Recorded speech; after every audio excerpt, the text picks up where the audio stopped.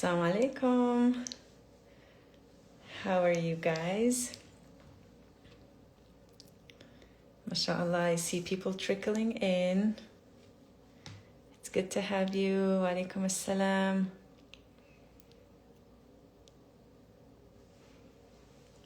Awesome. We're having more and more join us.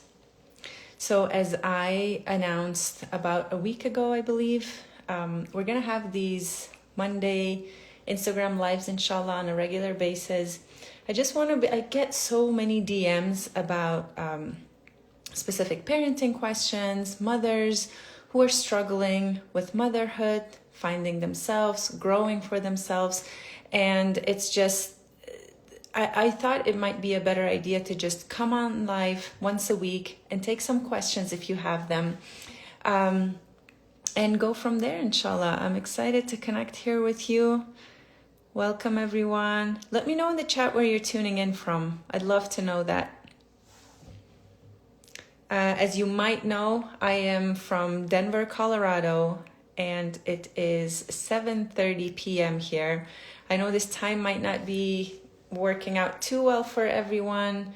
I understand as busy moms, you have so much to do, but this is the time when I kind of wind down from the day's busy work, dinner, meals, sports, and so then I come here. So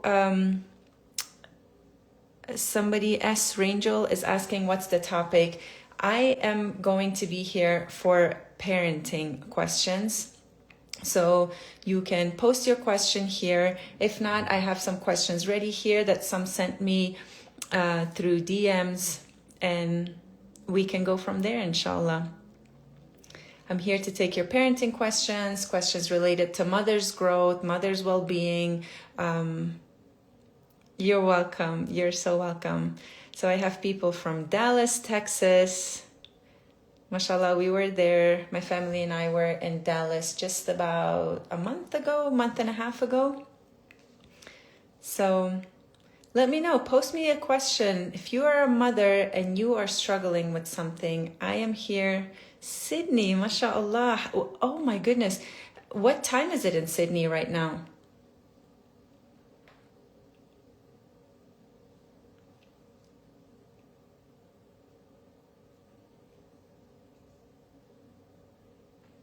Okay, I'll wait for that question to come.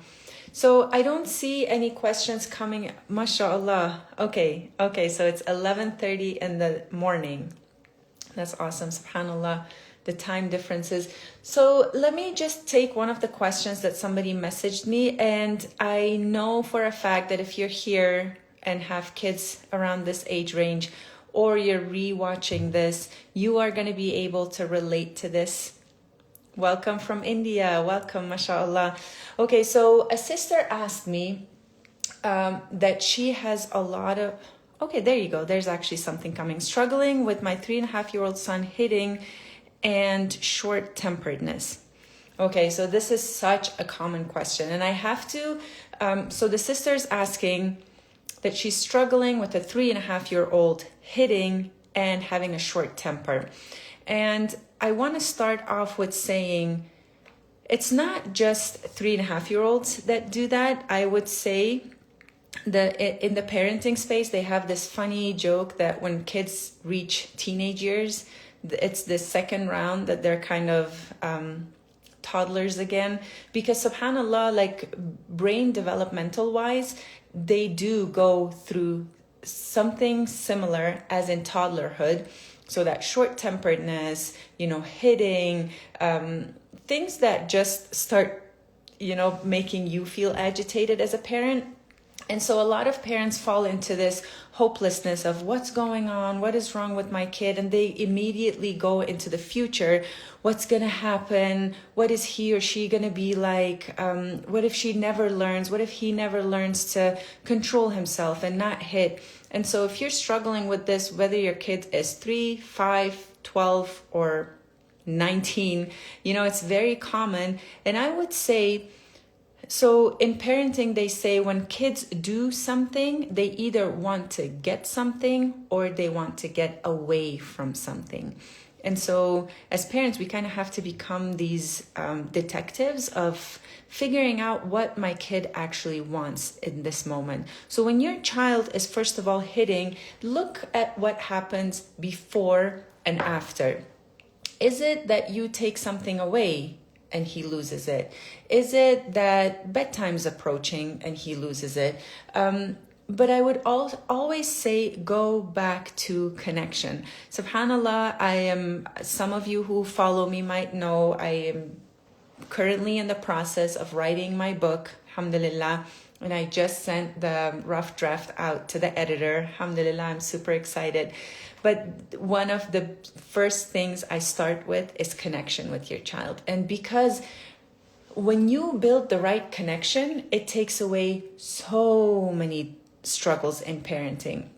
Anytime a mom tells me my child is, hitting, won't eat well, just what we call bad manners, bad behavior, I always tell them three things. Go back to connection first. What is your connection like? Because I always give this analogy of our kids, if they are phones, then we are the chargers. If a phone is running out of charge, it's not going to work properly anymore. And so we are the base for our children. They constantly need a full dose of connection from us. So the sister's saying he usually hits and screams since I'm struggling to wean him from nighttime breastfeeding. Okay, so he is trying to get something. And so there is a way to go about that. Are you being too... First of all, when you're trying to wean him, was it cold turkey, like no more nighttime feedings and that's it? Or are you trying to do it gradually? And then at the same time, when you're weaning a child, that's a huge thing that's being taken away from him, right? He's been used to that. He has built a habit around it. It's kind of almost like a shock to the kid. Gradually, perfect. And so I would say, Sister S. Rangel, I'm sorry, I don't know what your name is, but I would really say as much, he is going through a big, I would say, almost like a shock currently. And so even on a regular basis, we try to give enough connection to our children. With a situation like this, a child needs even more of your time. So during the day, are you spending a lot of time with him? Are you talking to him about how he feels? Are you setting everything aside and spending one-on-one time with your child? Because to you, it might just seem like I am weaning him, but to your child, it's I am like missing a huge part of my life, and that's a huge part of connection with my mom is being taken away from me. And so somewhere you almost have to make that up and I always give this example when a new child arrives, for example, in a family. When a new child is born, the older child or children might feel their behavior might go into a direction that you are not happy with. And it's not that they're necessarily not happy with the new sibling coming, but it's because they feel like they have lost something, right? They have lost time with you. And so it's a huge shock to your child to not have the night weanings and the night feedings anymore. So that as parents, we'd have to make that up in some way. We'd have to give that time back and spend that quality time with him. And remember, it's not always going to be like this. Yes, it's a huge time investment from you to spend that extra time, but inshallah, it'll be better down the road. I hope that answered your question. Let me know in the chat box.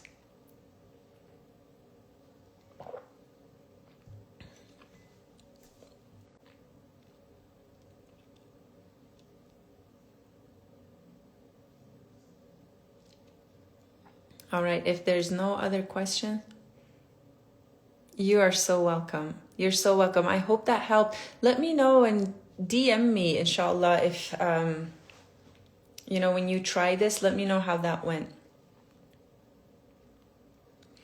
You know, with autism, that's honestly outside of my expertise. So I don't want to give advice based on something that I don't have enough knowledge about.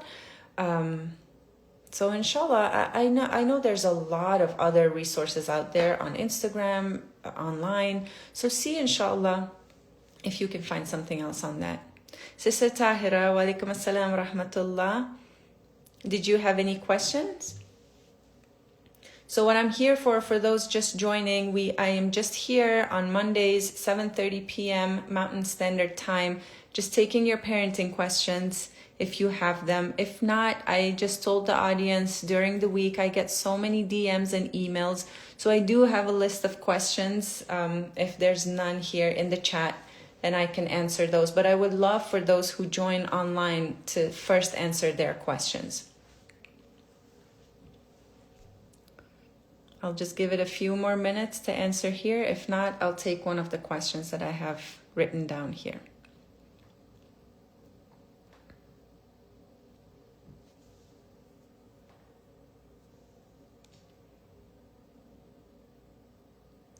So sister says, how can we respond to my 6-year-old boy who might get bullied at school or called baby tiny? Now with bullying, I know it's so heartbreaking. Okay, I'll take that question about the teenage daughter just in a little bit. Let me answer this one first. So with bullying, I know that as a parent, it feels so hard to go through that, and you just almost want to go and talk to the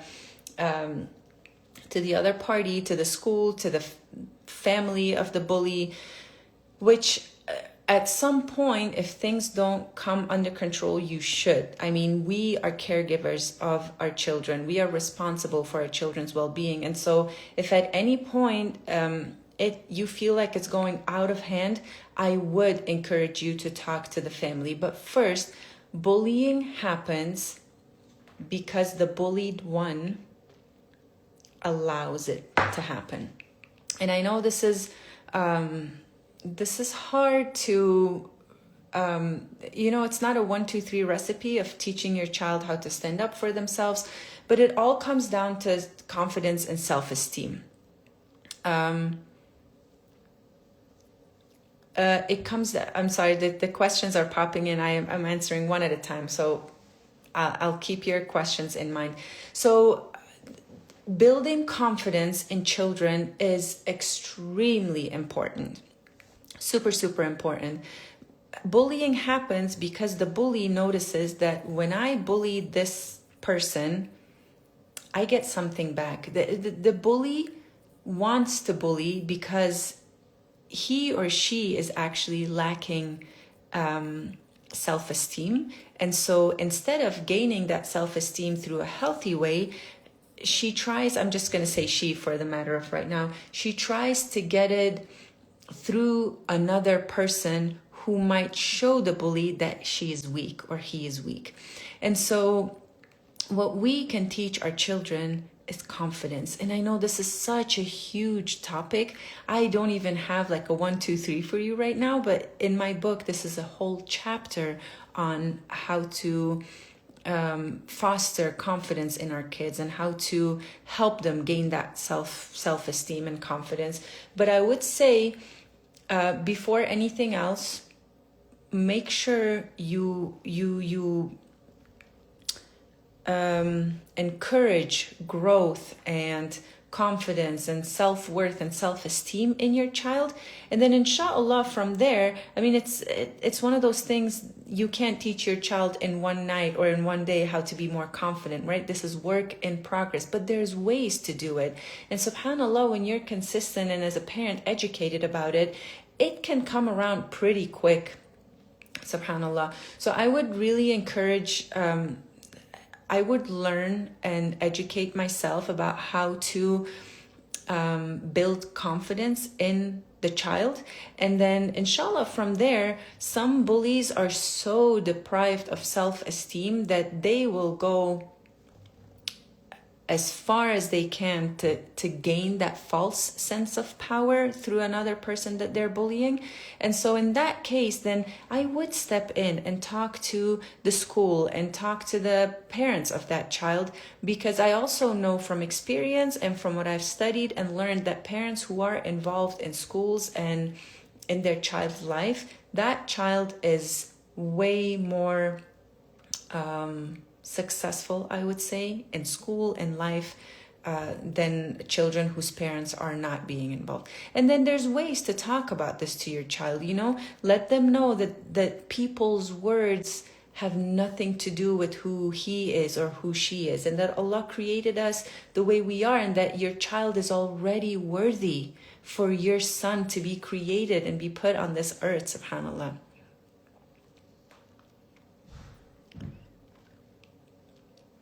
Well, that's up to, so the sister is asking, how much should my son retaliate? I am not against not retaliating at all, but there's a way to do it. And so again, when you encourage and foster confidence in your child, he will find his own voice. That's why kids who are in martial arts, they're not taught how to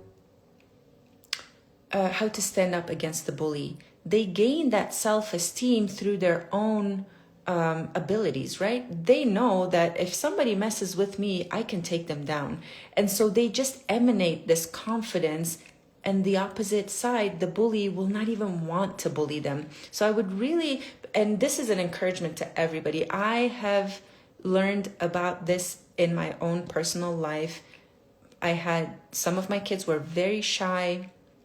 SubhanAllah, this is the 4th year that they're in Brazilian Jiu-Jitsu, and I can't tell you how that changed their self-esteem and their confidence.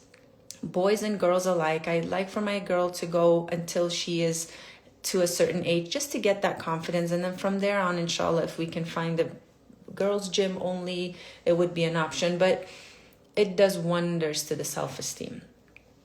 Okay, I'm gonna take one more question, inshallah. I've decided to make this about a 30-minute live, inshallah, on a weekly basis. So if I wasn't able to answer your question now, make sure you come next week, inshallah, at the same time, and then hopefully I'll get your question here first. So I'm trying to scroll through what you have.